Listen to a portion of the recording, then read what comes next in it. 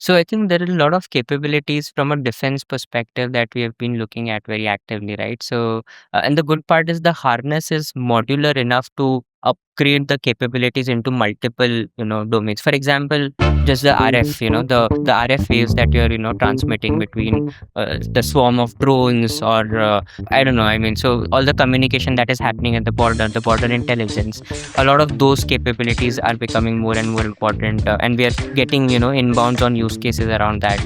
OT security, physical hardware security, right? For example, manufacturing setups have a lot of IoT devices which are all controlled by a control panel or a control system, at some corner of the manufacturing line. And if any of that connection sort of fails or it gets hijacked in whatever means, right? So making sure that physical devices security is taken care of really well. Hi, wherever you're joining me, I hope you're doing well. Welcome to India Tech Report, a podcast dedicated to chronicling and supporting the growth of India's deep tech and climate tech ecosystems. I'm Hari Arakli, and in this episode, I'm joined by Mredul Sarda, an operator investor in early stage deep tech and now a cybersecurity entrepreneur. Mredul's experience packed journey began at IIT Bombay, where he earned a BTech in electrical engineering and an MTech in deep learning.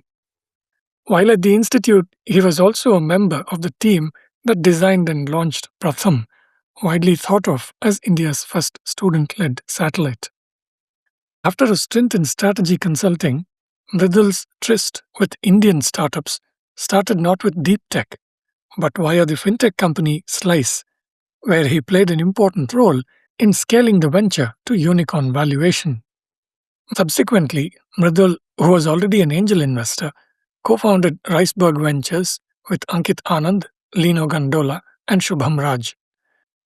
The firm launched its flagship $20 million Riceberg Ventures Premier Fund 1 in early 2025 to back global pre-seed deep tech ventures.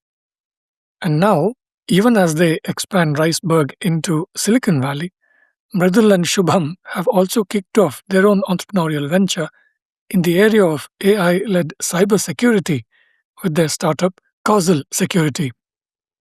The company offers an AI-based platform building autonomous AI hackers to surface and defend vulnerabilities in enterprise infrastructure. Join me to get a glimpse into Mredul's vision for India's sovereign technical capabilities and his own evolution from operator to investor entrepreneur.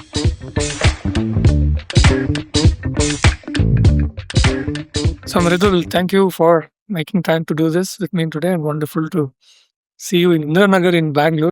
And we are meeting for the first time, although we've been in touch for some years now. Yeah. So it's lovely to and we both kind of thought we'll do this conversation and see if we can also turn it into a podcast episode. Yeah. So let's just do that. I mean, so did you do your engineering in IIT Bombay? Yes, I did. Okay. Which you you graduated in 2015 or much before? I graduated in 2018. 2018. So I did my bachelor's in electrical engineering, Hmm. and master's I did with a professor in machine learning. All right. So I used to do, so our project in master's thesis was breast cancer prognosis detection using a lot of ML algorithms. Back then, of course, AI was not a thing, right? So Right. ML, using all the neural net algorithms back then used to be the thing. So I'd done that with Professor Sethi, Professor Amit Sethi. He's Okay. a IIT Kanpur alum, 2001 batch. Just sort of continue that thread and then tell me where did that lead you, what did you do, and then we'll go from there. Sure, sure. So I think that's also, I think the IIT life was a lot more of practical projects, working on a lot of industry grade projects. So even in master's thesis, Professor Sethi was working with Tata Memorial Hospital back then, and we used to get huge images, right? So and interestingly, my internship was also in a Japanese medical imaging company called Sysmex. So wahan pe I had done similar kind of work. And then Professor Sethi was also partnering with Tata Memorial. I was doing my minors in computer science, so it was like a good fit. Picked up that project end to end, wrote my thesis, master's thesis, and graduated in 2018. But yeah, I think the good part is IIT exposed me to so many verticals beyond just, I mean, there are of course horizontal capabilities of deep learning, and then of course a lot of electrical, whether it is signal processing or whether it is chip design and everything. So there was horizontal capabilities, but I got exposed to a lot of vertical, say biotech, say space tech, the student satellite that we did. I also actually did something in music because I'm a very Hindustani classical person myself. So I learned tabla and tried to do some signal processing and some music processing as a project with Professor Preeti. But yeah, I think IIT days were beautiful. But I think after that exposure of tech, I felt that my personality was sort of I that could not sort of come out really well, and that's why I got attracted to this consulting world. I worked with Booz and Company for 3 years, where we were doing a lot of projects for TMT, Telecom, Media and Technology. I worked with the likes of Tata Communications, NPCI. We actually did a small proposal for UP government also. So a lot of interesting exposure there from a business aspect, from client facing work standpoint. And then from there, I of course moved to Slice. Slice, I was in the early team there back in 2020. That honestly also happened as a very lucky thing. Well, I was, of course, exploring options. Ki where should I switch to get into a more operating role, hands-on role, than consulting, which becomes jargony after a point of time, right? So I was looking at a few options. There was companies like Urban Company, Ninja Cart I'd spoken to, and then Slice was like a very, early company. Nobody had heard about it. I'd done due diligence wise. I was talking to a few friends. Ki, have you heard of them? Have you? And everyone used to ask me, is it that Katrina Kaif wala Slice mango drink brand? Back then, nobody used to know. But I took a plunge. I think I took a plunge because I really resonated with the founder and the CEO there. And yeah, I think uske baad Slice has been a crazy ride, honestly. I think I'm sure you've been tracked. I don't know if you I haven't covered them actually. is it is Yeah, it yeah. so What was your work in? so Slice has gone through very interesting journey. So COVID के time पे moratorium period चल रहा था. It was a small loan company. Collections was becoming a challenge because COVID के time पे everything was on lockdown and everything. From there, coming out to launch a prepaid card with a Gen Z first focus, which became a hit in the market in 2021 because consumerism, whether everyone wanted to spend after 1 year of COVID lockdown, and of course back that then our card was like a hero because it resonated well with the Gen Zs. And then 2022 May, RBI, because of course, they were seeing that a fintech startup is growing so fast. We were growing faster than the banks, the top three banks back then. So they sort of brought some guidelines, digital lending guidelines to sort of, constrain book growth for some fintechs like Slice. And then our hero product, the prepaid card, actually got banned from the market. We could not do it further. So I mean, going through all the cycles, right, where your regulators have, sort of, shut down your hero product, but then coming out of it by acquiring a bank, we eventually acquired a small finance bank, Northeast. It was a distressed bank, turned it around, got an in principle approval from RBI. So that entire cycle, I think the learning, the exposure, the basically the entire confidence of how to build and run a company, I think that is something that I took away from there. And of course, during that process, I was investing in a lot of startups, and that's how Riceberg Ventures. Mm. Yeah, yeah. So talk about that. From, I mean, in some ways, you came full circle back to Tech, yeah. tech, and, deep engineering and science. So tell us about how you met your fellow founders, if I can call that, of your VC firm. How did that happen? When was that? What did you all initially think you wanted to do? Yeah, that was a very so funny story is that my co-founder at my VC fund, Ankit, used to be my physics teacher during my JE days Okay. back in 2011, 2010, 2011. He ended up getting bored from teaching, and he's like, "Okay, I'm going to do my master's from ETH Zurich." He's moved to Switzerland. He was doing his master's in physics. Um, And then he joined he was an early employee at this medtech startup called Sleepis. It's like Dozy, if you've heard of Dozy. Yeah, of course. Yeah, so it's like the Dozy of Switzerland. Mm. They are, I think, in across all the hospital, a lot of hospitals in Europe, and now planning to do their US GTM. So Ankit was back then in 21 doing the India office setup for Sleepis. Okay. And that's when we reconnected. Ki yaar, hey, I'm in Bangalore. Why don't we catch up? And I told him I'm at Slice. I'm doing a few angels. So I was already writing like a small angel check, like 5 lakhs, kind of small angels in friends, startups of friends, good friends. Then Ankit came in and I was just giving him a sense of what's happening in the startup world. Told him about a few angels I have written. And then he was quite excited about, oh, hey, if I can be involved in that Indian startup ecosystem in some capacity, let's do something. And coincidentally, during that time, Tushar Manastu was also racing.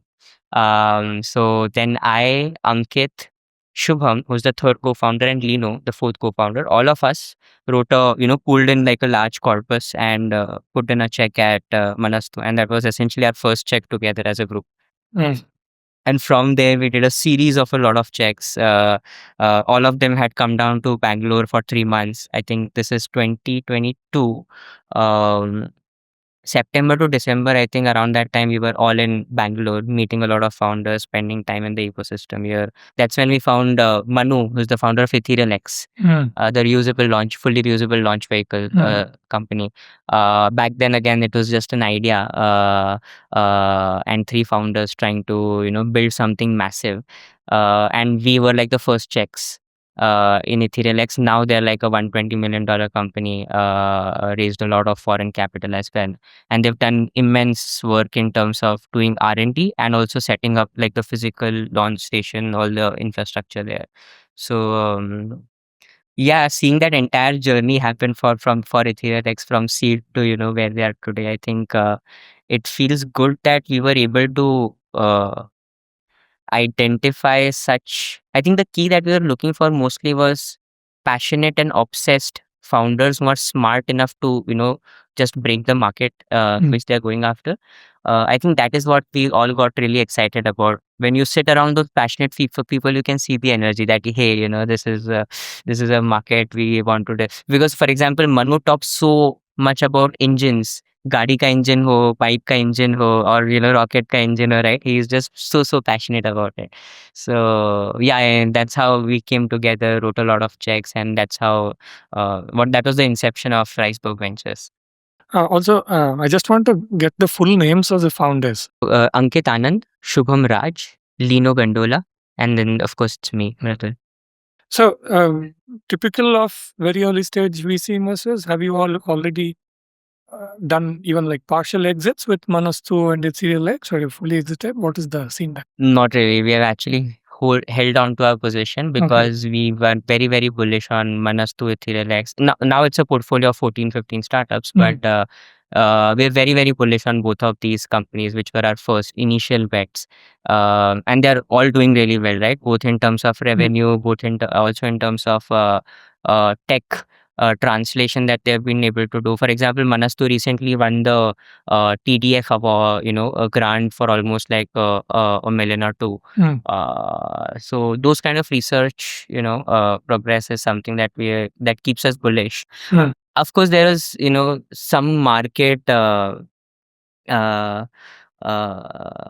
so the market actually sort of, a lot of the veterans told us that, hey, you should exit, show some DPI, and then, get the next fund going, rolling and all of that. But we were too bullish on the founders, honestly. So we chose not to go against the market and stick to our thesis that, both of these companies will do really well. So which are some of the other sectors that you've invested in, and maybe some examples of the companies also now from the portfolio of 14, 15 companies? Sure. So there's biotech that we have aggressively invested in. The companies are Signature Biosciences. There's a company called Chiron Life Sciences, which is type 2 diabetes reversal in a non-surgical way. That is the key, right? So non-surgically, if you can reverse type 2 diabetes, they have a access to some so the founder is like a 40-year experienced bariatric surgeon, a very senior veteran guy, and he had built out a technology which was breakthrough in that sense. Now they're, I think, in their late phases of deployments. So biotech and medtech is something that we've done aggressively. Again, that is Ankit's core specialty, because he spent a lot of time in medtech in the past. Space tech, medtech, we've done cybersecurity. I was telling you about. We've done semiconductor. We've done energy. Where we were actually looking at the nuclear as a category, and we're looking at a few startups very early right now. But we're looking at a few startups. We're recently consulting with Professor Desai, Professor Uday Desai. He used to be founding director of IIT Hyderabad, on a few themes that we're excited about there, because we fundamentally believe that the next phase of energy disruption in India can happen via the access to thorium that we have, which can translate into nuclear energy at scale, whether it be for AI data centers or for just large scale consumer usage, right? So that is another category. Cybersecurity, the few investments that we've done are Arc Zero, and of course, there is Causal Security that I was telling you about, where we have built like a AI hacker for defense use cases. Recently, we were able to demonstrate results which are better than Mythos in a few of the open source runs that we have done with NASA, with US grids and whatnot. What got your interest in the cybersecurity opportunity in India? It's not just India. I think I felt that it's a global opportunity, right? So there are two, three market trends which are shifting. One is AI native attacks have been like a big trend. I mean, it's a very asymmetric battle where now the hackers have access to AI, and now earlier if they could have do 100 attacks or 1,000 attacks a day, now I can do millions of attacks, right? And that sort of enables them to go after anyone and everyone across the world, starting from the nation state attacks, right? The nation state warfare, the large enterprises, and now also the mid market companies. So that is one big trend shift that is happening, right? Second, I think the surface area of digital surface area in general is expanding like exponentially, right? Of course, there was internet, now there is AI, eventually there will be humanoids, a physical AI, a kind of a realm, and every touch point will have a lot more exposure from a security vulnerability standpoint. So that is and the market is massively growing, right? Almost 100% year on year. I mean, the kind of use cases that I'm bumping into is also crazy, right? So, for example, there's a German car manufacturer who had basically they have a mobile app so that they can unlock or pre-cool the car whenever they're getting into, right? Now, if I can hack into the app, which is easy to do, I can actually steal the car or do some shady stuff, right? So the now earlier car was a physical device, but now there is a digital touch point to that also, and because of that, a lot of exposure that way, right? So the exposure, the surface area of security vulnerabilities and exposure is expanding massively. That is the second trend. And of course, the third trend is that building has become a lot more easier. If you have to build apps, products at scale, everyone, the cost has shrunk down to almost negligible. Earlier, if it used to take like a few tens of thousands of dollars, now it's like a few $100s, right? And because of that, a lot of apps are being built at scale, and they will have to be protected. And ideally at the source at the point at which the code is being written, right? So these are some trends that were very lucrative to not notice or not double down on, and that's how the entire thesis came in. We wanted to go offensive first because fundamentally cybersecurity is all about protecting against these bad actors, right? The offensive actors. If you can build the best in class offensive capabilities, you can defend your organization the best. So that's how we started with, and now we're sort of packaging it for a lot of defense use cases. So this is a you're looking to develop it as a software product, is it? We have already built it out. Yeah, built it out, running on a lot of open source environments, and or actually packaging and selling it to enterprises as well. Say again what it's called? It's called Causal Security. Causal Security. And you're doing this yourself or at a startup that you're funded? No, we are doing it ourselves. I mean, we felt the opportunity was big enough to sort of build it out ourselves, but we are actually incubating a lot of good researchers and the right, ethical hackers to, build this out completely. So we are incubating a lot of smart talent under Causal Security. So, what are some other sort of high-level challenges in India, especially on cybersecurity? Because sort of the general, layperson level understanding is that the best cybersecurity tech that's available today is mostly coming from foreign companies, big tech, Israeli companies, and things like that. So, is there a good ecosystem developing in India now where entrepreneurs locally are attacking the hardest problems in cybersecurity? Yeah, I think it's recently started. Still not like enough to match up the standards of Israeli or the US ecosystem, right?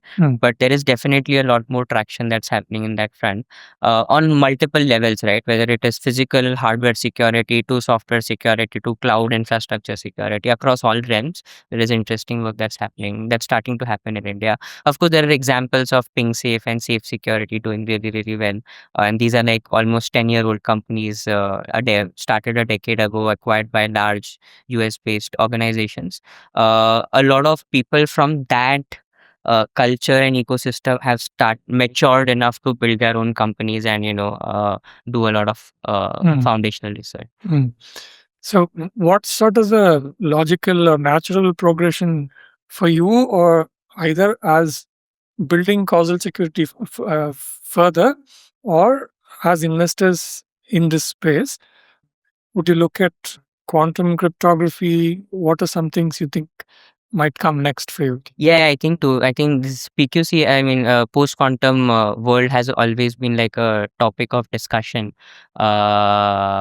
which is the next trend we are also trying to look into. But we still believe that it is 2 to 3 years away. I mean, it's still not there yet, but we are working towards the right technology partners. We're working with the right researchers to make that happen, and also working with enterprises. Right, with the good part is with Causal Security, we've been talking to the largest of enterprises across India, Middle East, US. Right, when we talk to them, we try to educate or upskill them on the post quantum world as well, on what are things that they should prepare for, how should they think about data protection, how should they think about infrastructure, and the crypto keys protection. So a lot of those aspects we cover, we upskill discuss and brainstorm on the knowledge part of it. And when the time is right, I think they will also realize and then try to prepare towards that. So that's a thought process that we definitely have. Besides that, I think honestly, before even talking about post quantum world, I think a lot of baseline security posture management is something that a lot of large enterprises miss out on, and it's just by the nature of how massive the infrastructure, the entire system becomes.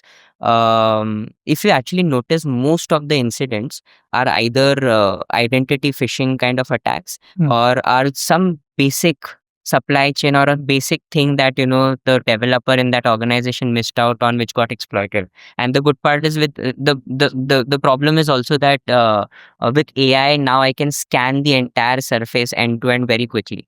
So what I was trying to come to is that making sure that an org level baseline security posture is taken care of. I think that is level one to security, which a lot of organizations are thinking about now because of all the mythos hype that happened a few months back. Now every organization is thinking of hardening their security posture.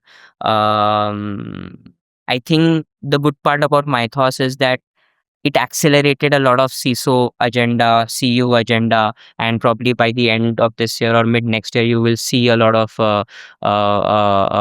investment in cybersecurity posture happening. Yeah, I think these are some trends that I'm seeing. But what I'm trying to say is that before even going to like the next level of technology, I think the baseline has to be taken care of. Mm. So, in this backdrop, in simple terms, give us a layperson's understanding of what causal security actually does. Okay. Where would you sort of deploy it, and what is sort of at the heart of the solution?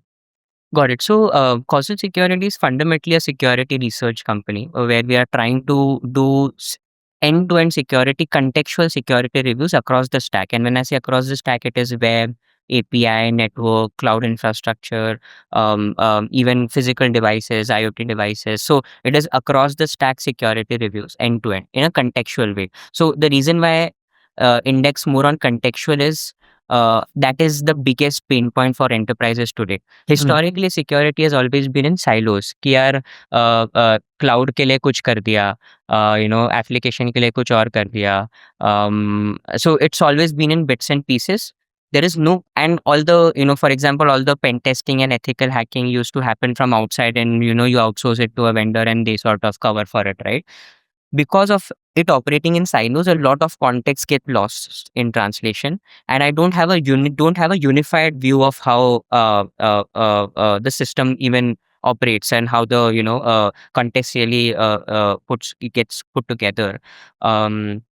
um, so at the heart of it is this entire security context graph that we've built out at an org level, which maps out all the microservices, all the repos across all the repos, what are the access controls and how are they varying, mapping the business logic and the security rubrics really well.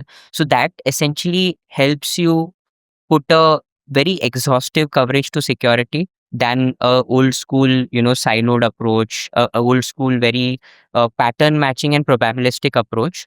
Now you can do security in a more end-to-end way. And the second thing which is at the heart of this company is the hacker intelligence, or the entire harness around how a hacker really does multi-chain attacks. Because ultimately, I am going to attack your system. I will start from your application, go into your infrastructure, get into your databases and the backend, and try to exploit everything, right? So it's always been a multi-chain attack, with starting with the hypothesis of a vulnerability, and that entire hacker thinking is something that we've built together really well on a harness. So how we're packaging as a enterprise use cases, think of a typical software development life cycle. I write a PRT, I build an architecture design. Parallelly, this system will do a security architecture review, architecture level. Then it will build a threat model in terms of the hypothesis of all the vulnerabilities that are possible in context to this organization, and then translating them into actually exploiting them and showing which ones are critical exploitable issues amongst the list of vulnerabilities, and then prioritizing and doing a code aware fix on them. So this entire workflow end to end is being automated using causal security. So we have started doing that across a lot of enterprises and customers that we're working with. Mm. So you go all the way to actually fixing Fix the it. problem that you find in your review. That is the biggest problem, right? All of these scanners in the past have thrown thousands of vulnerabilities, but I don't know which ones to prioritize and fix. So that's where causal security will come in, exploit every of those, 1,000 that are hypothesis, and then actually find the 10, 20 ones which are critical, where the impact is high, and then fix them before you go live into production. Mm. So today you're able to do this because of what kind of factors? I mean, is it because of greater maturity in the AI space? And is this an area where LLMs are relevant? Or if it's a different kind of AI that you have built or you have applied? Give us a simple understanding of that. Sure. So it's a combination of two things, right? So one is a lot of heuristics to map out the organization context really well. Of course, in that building out the heuristics, there are components of LLM and reasoning and inference that you use to build out that context graph. But there is a lot of heuristics required to make sure the system is deterministic and does not rely on the whims and fancies of AI hallucinating and whatnot, right? So that is the layer one. The second layer, which AI has really enabled, is scanning, reckoning the entire surface end to end. That AI can do really well because it can map out everything really well, make sure all the endpoints, all the IP is tracked end to end. And the third thing that it has done really well is crafting creative payloads to attack the system. So it is still a very a very heavy engineering and a heuristics work that we have done, but there are places where LLMs fit in beautifully well, and they can be used at scale. Because for example, for every 1,000 vulnerability, I have to come up with creative payloads. I can do that with AI. AI can write exploits, write payloads, so that it can test them out end to end at scale. So all of this, the reasoning power of LLMs at scale has definitely helped. But of course, it is a behemoth of engineering tasks that went behind building this up. Hmm. Uh, Again, just to understand this a little better, the AI which does all this scanning and scanning of so many systems, how is this built? Is this built on top of existing AI that's been developed by various companies? Is this something that you have built ground up? And I'm also trying to better understand at the sort of cybersecurity industry level, Huh. how are people doing this today? Got it. Using AI, are they taking various tools that are available? For example, earlier on, Google open sourced, I think, correct me if I'm wrong, things like TensorFlow, Yeah, yeah, yeah. and that led to an explosion of so many applications that people built. Correct. Similarly, are now a lot of sort of general or generic tools available to you, and you are using them to build, like for example, this scanning solution, or are you actually building it from ground up? How are others in the industry doing it? Just want to get a sense of all of this. So I think one thing I think that's we clearly established is that the foundational model companies or people who are building these models ground up, Hmm. you can't fight them honestly. Hmm. Of course, you can. What we are also thinking to build is like a very vertical focused SLM, which can or an MLM, which can be relevant from Hmm. a cybersecurity context perspective. But what the industry is working towards is building a harness on top of a lot of these existing models, a combination of say someone like Claude in the private Hmm. LLMs world, and someone like GLM 5.2 in the open source LLM world, right? So uh, what we have built out is like a harness which can cover a lot of these leverage the capabilities a lot of these LLMs and package them for a lot of specific niche use cases. Hmm. And that's where I was telling you, right? In the entire engineering behemoth that we have built, there are certain points where we are actually actively using LLMs and the harness to make it 10x more capable than what a humans can typically could do. So that's how the market is also operating. That's how the industry is thinking about it. And um, and there are of course a lot of series of tools that hackers have historically used, like you called out, right? A lot of the tools are good enough, so we can directly use them. But there are a lot of tools in this current world which are necessary, different, and have to be thought about differently, which we are also building ground up. So it's a combination of both of them. Hmm. And again, for a more general audience, what do you mean by a harness? A harness, it's tough to put. How should I describe I it? mean, in the SaaS world, people talk about building wrappers around various AI models for their applications. Is that a good analogy, or is this different? No, I think it's different. I think I'm trying to think of a parallel from the SaaS world, but think of it like a harness is something which can leverage the capabilities of the LLMs, Okay. orchestrate them well in a form of multiple agents, while also putting guardrails and judges on the side to make sure that you're getting the best output of it. So think of harness like optimizing the output of the reasoning capabilities of multiple LLMs that exist in the market. Okay. So I'm trying to visualize this. On the one hand, you would have the IT systems of an enterprise Yeah. company. On the other hand, you would have all these LLMs, and the harness is sort of in between. Correct, right. And it on one side, it is looking at the IT systems. On the other side, it's talking to the LLM Leveraging, yes. for the capabilities it Correct. needs, Yes. and it will give you some Best, results. the best output, the most efficient output, the best outputs in the most efficient, in a cost efficient way or a token efficient way. So talking to the LLMs, is it similar to like an API connection? Sort of, yes. Okay, it's like an API. All right.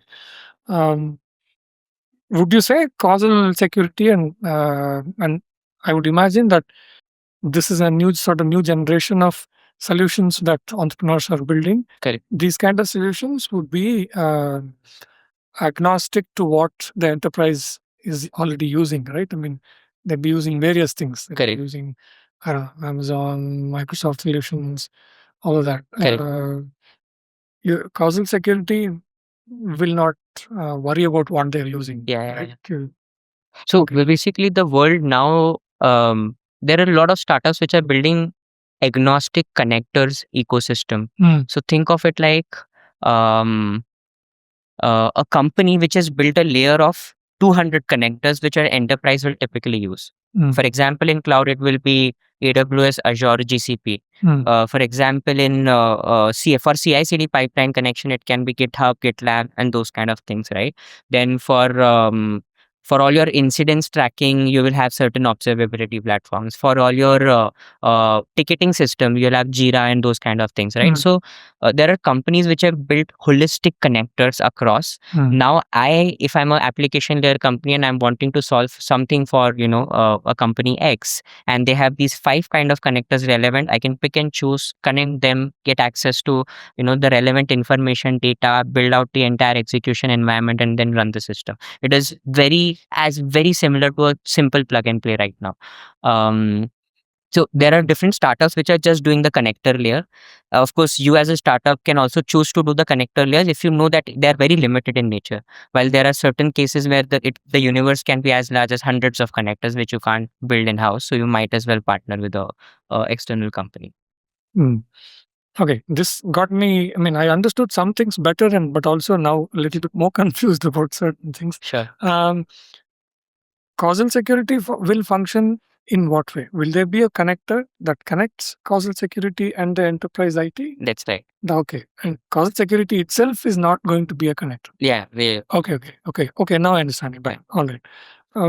So in the coming, I don't know, I would say in a software company, 1 year, 2 years is already fair amount of time, right? Okay. What are you guys looking at developing next? Where will you go from here? So I think there are a lot of capabilities from a defense perspective that we have been looking at very actively, right? So, and the good part is the harness is modular enough to upgrade the capabilities into multiple, domains. For example, just the RF, the RF waves that you're, transmitting between the swarm of drones or I don't know. I mean, so all the communication that is happening at the border intelligence, a lot of those capabilities are becoming more and more important, and we are getting inbounds on use cases around that. OT security, physical hardware security, right? For example, manufacturing setups have a lot of IoT devices which are all controlled by a control panel or a control system at some corner of the manufacturing line. And if any of that connection sort of fails or it gets hijacked for in whatever means, right? So making sure that physical devices security is taken care of really well. So these are some of course nuances of features and capabilities. Then of course there are nuances about building your own SLM and MLM based on the use cases that you want to go after, the niche that you want to target, but also making sure that you are cost efficient, because ultimately, if you are relying on the clouds of the world, you are essentially relying on the tokens that you're burning with them. How can you bring more control to how you are, doing the work, the LLM work, as we say, um, more efficiently, is via open source LLMs, SLMs that you have based on your niche. Because while we are also deploying with enterprises, we'll be learning a lot about the different kinds of workflows, use cases, and we can essentially customize our systems accordingly. And Causal Security is a company you set up on a standalone basis, That's right. separate from Riceberg. Yeah. And are all the founders of Riceberg also involved in? So two of us are. So I and Shubham. So Shubham used to be a prodigy hacker from Bihar, like a typical offensive hacker. Did a lot of bug bounties. He was think of the largest of the companies like Microsoft, United Airlines. He used to get breach those systems and try to help them defend themselves well. Eventually joined Coinbase and AWS in the US. Spent like 6-7 years there. While we were doing the fund, we were actually looking at a lot of talking to a lot of CISOs. Some interesting CISOs are also LPs into our fund. We're talking to a lot of them, trying to establish where the market is headed towards. And during that process, we discovered that this is something that we can, pick up and, solve a very hard problem and, deploy defense at scale behind of the attackers. And have you already reached a point where the company is sort of self-sustaining, or will you be looking at raising money for it? What's the thinking on that? So we are self-sustaining right now, but to extend our capabilities from a research perspective, we are definitely looking to raise. There is a EOI that DRDO also recently released around wanting to build their own sovereign cybersecurity model. So those are some tracks of research that we are exploring internally. Of course, there is a lot of engineering work that has to go behind, making these capabilities accessible for enterprises at scale. For example, building that context graph in itself is a hard problem to solve, and the largest of the companies across the world are trying to solve for it. So a lot of those will definitely, and of course, reaching out to customers and making it real for them, whether it is via forward deployed engineers or via technical sales professionals who are going in down doing the solution architecting for the clients and making sure it is a lot of these hacker capabilities are accessible at scale. That is also something that will require some. So the market right now honestly is moving so fast that if you're not moving aggressive, you become stale, redundant over time. So it's important to raise capital and keep upgrading your capabilities over time. Okay, so you also, I would imagine, put together an early team at the company already. We have that in place already. Yes. Okay. We are like a 7 people team, core, best of the people from each domains. We have someone very senior who has spent 15 years in cybersecurity, doing technical sales for us. We have someone very senior in AI research who sold his previous company actually got sold to Sentinel One in the US. So he will be leading the AI research side of things. So a lot of these people we have already put together, like the best of talent across, to make sure that we are building something which is, of course, building from India, but something which is relevant and relevant for the world, right? That is the story that we want, that India anyway wants to build. And in terms of division of labor, are you working as a co-founder and CEO of Causal Security? And So I would actually position Shubham as like the face of the company, because he essentially is the hacker who understands the nuances of cybersecurity really well. So he's essentially the technical brain behind it, but also the face of the company, because he can bring in those technical nuances really well in a lot of these security CISO conversations. While I'm looking at more in terms of making it real and accessible to the market. So from a scope of work perspective, he is, the brain behind it and also the face of Causal Security. Okay, sounds good. So bring it back to Riceberg itself. What next for the VC fund? So we are actually going aggressively in the US market now. I mean, I'm sure you've heard that most of the VCs in India are now setting up shop in the US as SF as well, right? Because that's where all the action is happening. So as we speak, both Ankit and Dino are, in SF right now. Both me and Shubham are planning to travel to SF in August. So aggressively trying to tap into the right talent pool, the right founder pool of the US ecosystem. We've already taken a few bets there. So setting our footing there, planning for our next fund, raising our next fund. So that's happening. Ankit and Lina are aggressively spending time towards there, while I and Shubham are focusing on a lot more on causal security. Okay, sounds good. Anything else that you want to capture in this brief conversation? Yeah, I think just one probably point will be around the need for sovereign state capabilities that India really requires, and I think I was telling you that last time when we spoke. I mean, you might have noticed, right? So Fable and Mythos were both taken back, and the access was taken back for a lot of countries globally. I feel that a lot more the countries should start thinking about building these niche sovereign state capabilities for categories which can be very, very relevant, right? So thinking of the India AI stack, which can also be like the TPI 2.0, is very, very important right now. And I'm sure government is taking the right steps, but uh, moving faster towards that, starting from the energy stack on how the data centers will even get their access to energy from, to semiconductor, to models. Of course, people like Sarvam are doing interesting work, to application layer, like solving for healthcare and education at scale for a country like India. um, uh, a lot of these, I think, layers need to be solved for and fundamentally thought about from a infrastructure standpoint, like we thought for UPI, like we thought for the Aadhaar ecosystem, right? I think that thinking is something that is the need of the hour. Of course, we are doing something in cybersecurity, but we are also very passionate about making it real for India at scale across the entire AI stack. That's it for this conversation. You'll find the relevant links in the show notes. To support my work, please subscribe to my posts at indiatechreport.in. I'm Hari. Thank you for joining me.